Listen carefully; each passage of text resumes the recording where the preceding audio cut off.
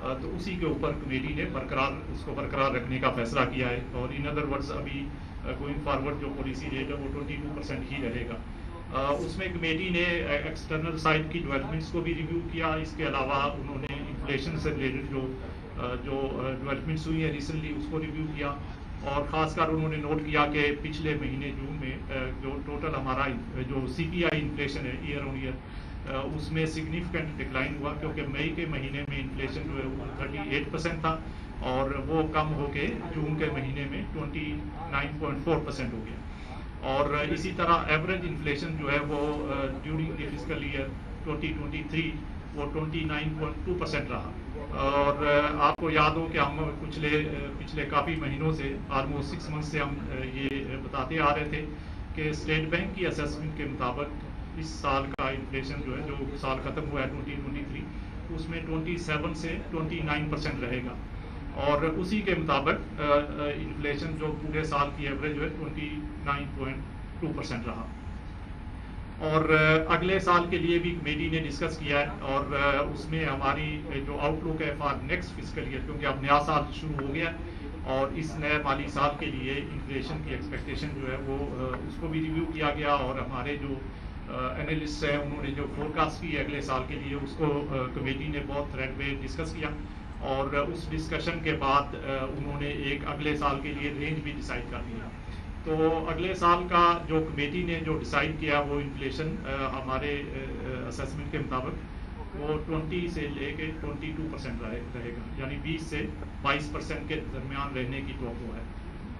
और इसी तरह कमेटी ने ये भी नोट किया कि लास्ट मंथ में इन्फ्लेशन 29.4% था, लेकिन आने वाले महीनों के अंदर ये आहिस्ता आहिस्ता जो है वो कम होना शुरू हो जाएगा। और ये पहले हाफ में यानी जुलाई से दिसंबर का जो हाफ है इसमें थोड़ा थोड़ा कम होगा, लेकिन दूसरा हाफ जो जनवरी से जून का होगा 2024 का उसके अंदर जो है वो इन्फ्लेशन जो है वो तेज़ी से कम होगा। और अल्टीमेटली कमेटी ने ये भी असेसमेंट की कि हमारा जो टारगेट है 5 to 7% तक इस इन्फ्लेशन को लेके आने का, वो उस पर वी आर ऑन ट्रैक।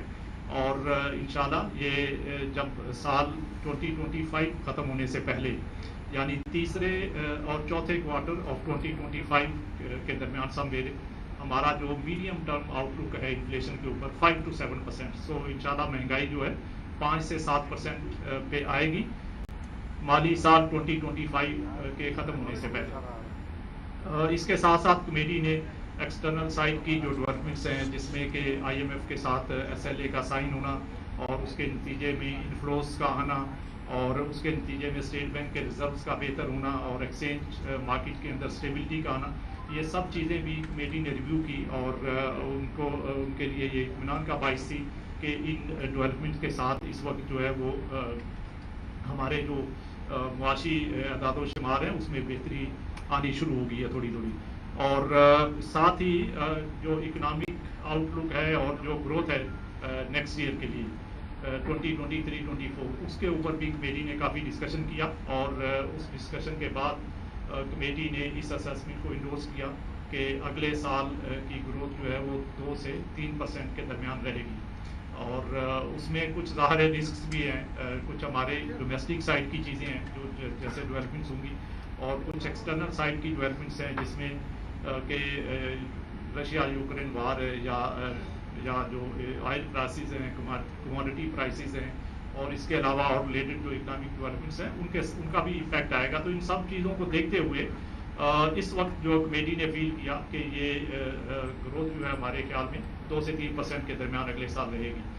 और साथ साथ जो है वो करंट अकाउंट डेफिसिट को भी कमेटी ने रिव्यू किया और उसके रिलेटेड जो डेवलपमेंट्स हैं उनको भी रिव्यू किया। सो ओवरऑल जो कमेटी का कंक्लूजन है वो ये है कि नेक्स्ट ईयर में महंगाई काफ़ी कम होगी और इसका जो एवरेज जो शरह है वो 20 से 22% के दरमियान रहेगी। और साथ ही जैसा कि आपको पता है कि हम अपनी मॉनेटरी पॉलिसी की जो असेसमेंट है उसमें ये भी देखते हैं कि फॉरवर्ड लुकिंग बेसिस के ऊपर जो है वो रियल इंटरेस्ट रेट्स कहाँ पे रहेंगे। सो कमेटी ने ये असेस भी किया कि इस लेवल के ऊपर पॉलिसी रेट को मेंटेन करने के बाद हमारा रियल इंटरेस्ट रेट जो है वो will continue to be positive going forward on forward looking basis. So ये briefly कमेटी की असेसमेंट है जो मैंने आपके सामने रखी. अब आपके अगर कोई क्वेश्चन रिलेटेड होंगे तो मोस्ट वेलकम. क्वेश्चन लेने से पहले मैं आपसे रिक्वेस्ट करूंगा कि काइंडली अगर आप एक से ज़्यादा क्वेश्चन पूछना चाहते हैं तो दो से ज़्यादा क्वेश्चन ना पूछें, कोई एक, और अपना कमेंट जो है वो उसको महदूद रखें. सो हम जी स्टार्ट माइक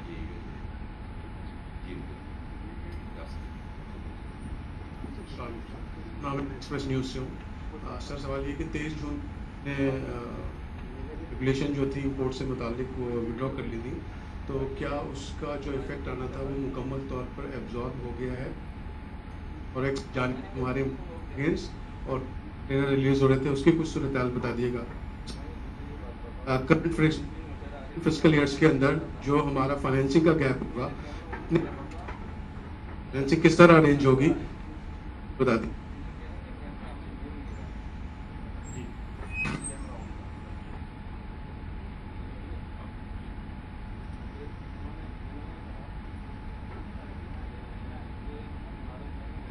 शहरियार है, मैं दुनिया टेलीविजन से.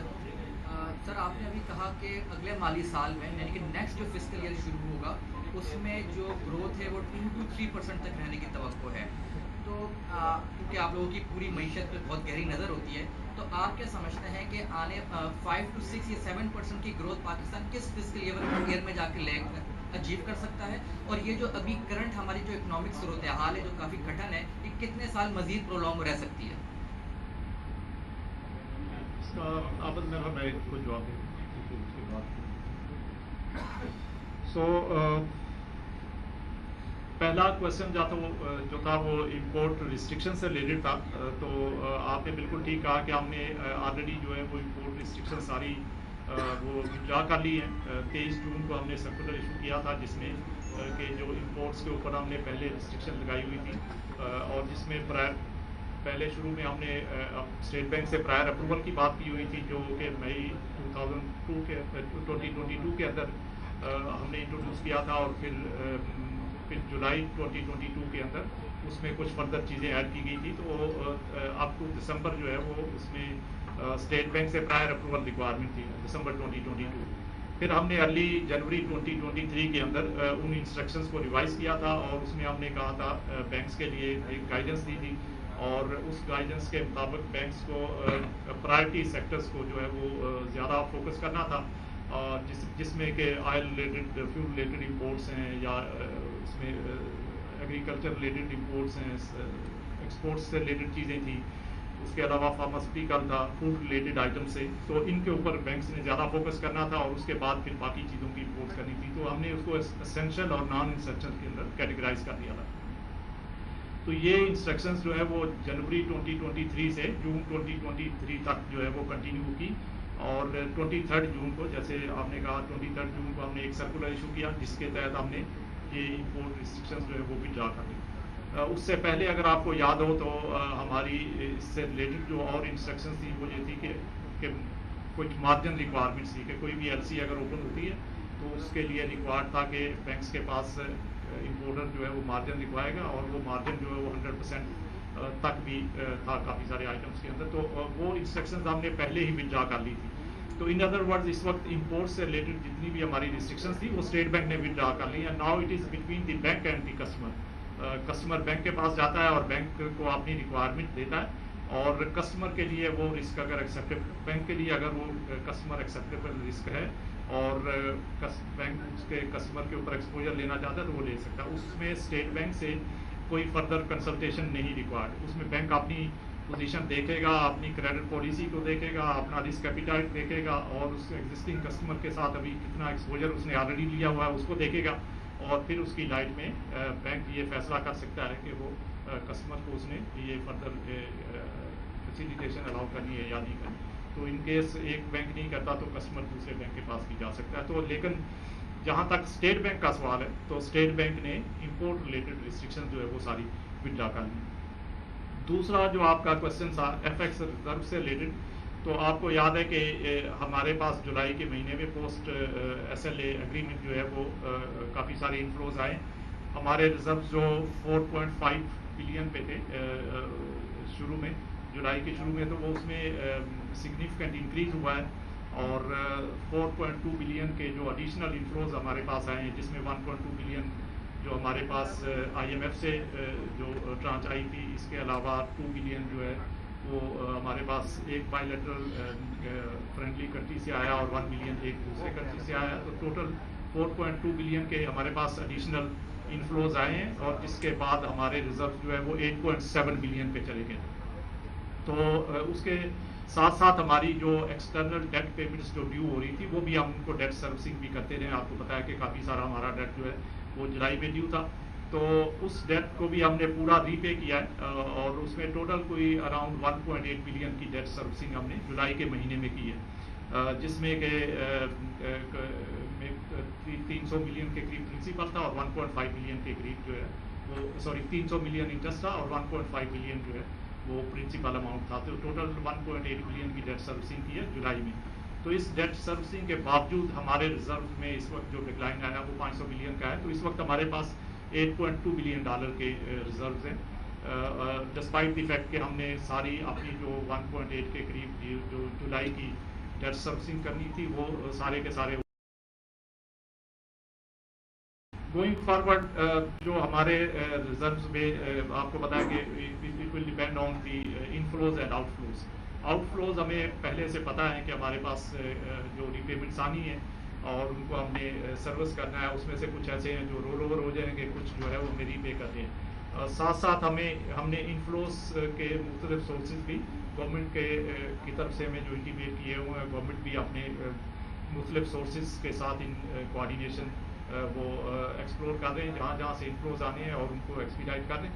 सो उन इनफ्लोज और आउटफ्लोज को अकाउंट फॉर करने के बाद हमारे रिजर्व्स में इंशाल्लाह सिग्निफिकेंट इजाफा होगा, कमी नहीं आएगी। तो हमारा ख्याल ये है कि दिसंबर में हमारे रिजर्व्स इससे बेहतर होंगे और जून में उससे बेहतर होंगे। सो ये हम सारी डेट सर्विसिंग भी साथ साथ जो है वो ऑन टाइम करेंगे। जो लास्ट क्वेश्चन था ग्रोथ के ऊपर, तो हमारा ग्रोथ जो है वो ये कमेटी की असेसमेंट है, स्टेट बैंक की ऑब्वियसली टीम ने सारा उनको इनपुट दिया, डाटा प्रोवाइड किया, तो उसमें 2 to 3% की ग्रोथ फोरकास्ट की गई है और नेक्स्ट ईयर इससे बेहतर होगा और उससे आगे डिपेंड करता है कि कैसी हमारी जो है वो इकोनॉमिक साइड की डेवलपमेंट्स होती हैं। तो ऑब्वियसली अगर हम एक्सटर्नल साइड के जो हमारे इश्यूज़ हैं उनको सक्सेसफुली पूरी तरह मैनेज करते हैं और उसमें सिग्निफिकेंट इम्प्रूवमेंट आती है, तो ग्रोथ का मोमेंटम जो है वो ना सिर्फ कंटिन्यू रहेगा बल्कि इसमें इजाफा होगा। और हमारा यही फोकस है कि हम अपने ग्रोथ को जो है वो मेंटेन रखें और उसमें इजाफा करें, लेकिन एट द सेम टाइम हमें इनफ्लोज आउटफ्लोज और एक्सटर्नल साइड की डेवलपमेंट्स को भी देखना है। साथ साथ इन्फ्लेशन जो हमारा इस वक्त जो आपको पता है कि पहले तो रिसेंटली बहुत हाई लेवल पे था, अब डिक्लाइनिंग ट्रेंड है, तो इसमें भी हमें इसके ऊपर भी फोकस रखना है ताकि ग्रोथ जो है वो सस्टेनेबल हो। हमारा ज़्यादा फोकस ये है कि ग्रोथ का लेवल जो है वो सस्टेनेबल होना चाहिए, ना कि पास में जैसे हम 1-2 साल बहुत अच्छी ग्रोथ करते हैं फिर उसके बाद बहुत स्लो डाउन आ जाता है और हमारी इकानमी इतनी हीट अप होती है कि हमें फिर जो है उसको स्लो करने के लिए मेजर्स लेने पड़ते हैं। तो इम्पॉर्टेंट चीज़ ये है कि ग्रोथ में सस्टेनेबिलिटी हो, उसकी जो कंटिन्यूटी है उसको हम बरकरार रखें और उसके लिए जो एक्शंस रिक्वायर्ड हैं वो हम मॉनेटरी पॉलिसी साइड से अगर रिक्वायर्ड हैं तो वो लें, फिस्कल साइड से रिक्वायर्ड हैं तो वो लें, ताकि हमारी कंटिन्यूटी जो है वो बरकरार रह सके।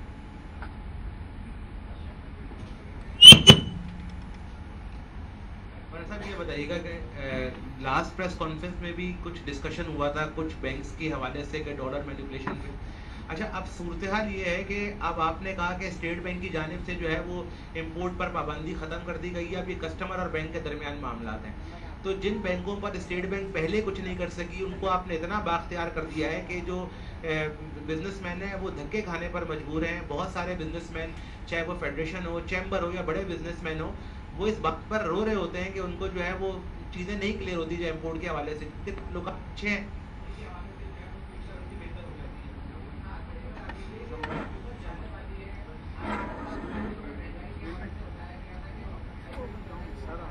की आप इसमें सर राय दें।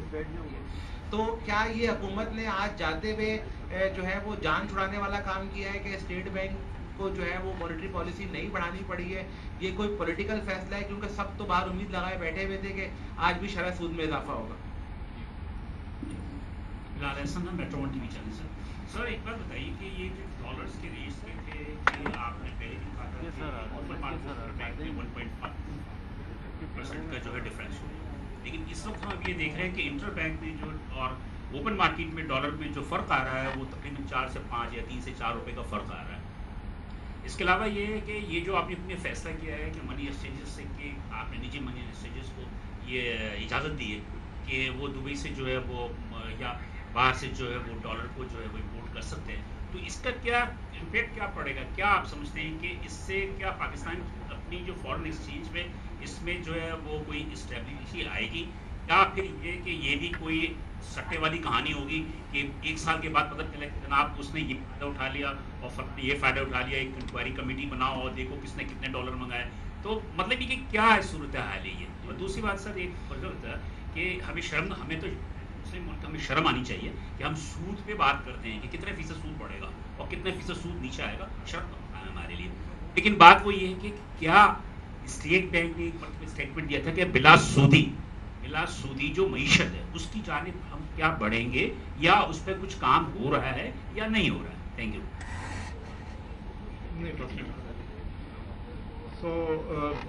इस पे मैं एक एक करके ज़रा बताता हूँ। पहले तो जो डॉलर से रिलेटेड जो रेट से रिलेटेड और इम्पोर्टर्स के प्रॉब्लम्स,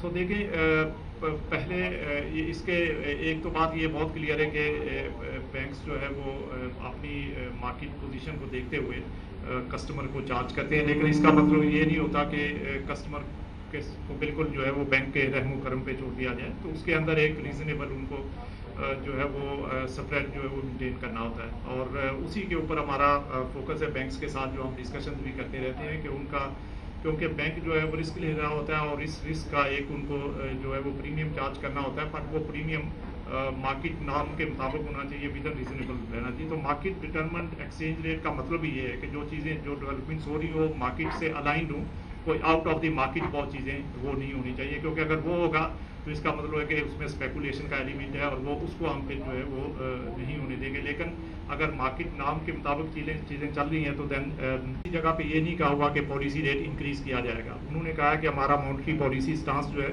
वो अग्रेसिव रहेगा और हम अग्रेसिव मॉनेटरी पॉलिसी स्टांस को मेंटेन करके चलेंगे।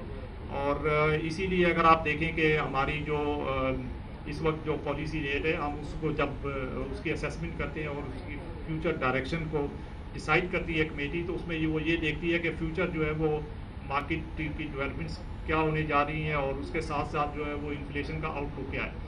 और ये एक डाटा ड्रिवन अप्रोच है जिसमें कि हम एक्सटर्नल सेक्टर के रिलेटेड डेवलपमेंट्स जो है उसको भी देखते हैं, इन्फ्लेशन और मॉनेटरी रिलेटेड जो डेवलपमेंट्स होती हैं उसको भी देखते हैं, और उसके साथ साथ इन्फ्लेशन रिलेटेड एक्सपेक्टेशंस जो है वो कंज्यूमर्स हमारे और बिजनेसेस जो है वो क्या सोचते हैं उसको भी देखते हैं।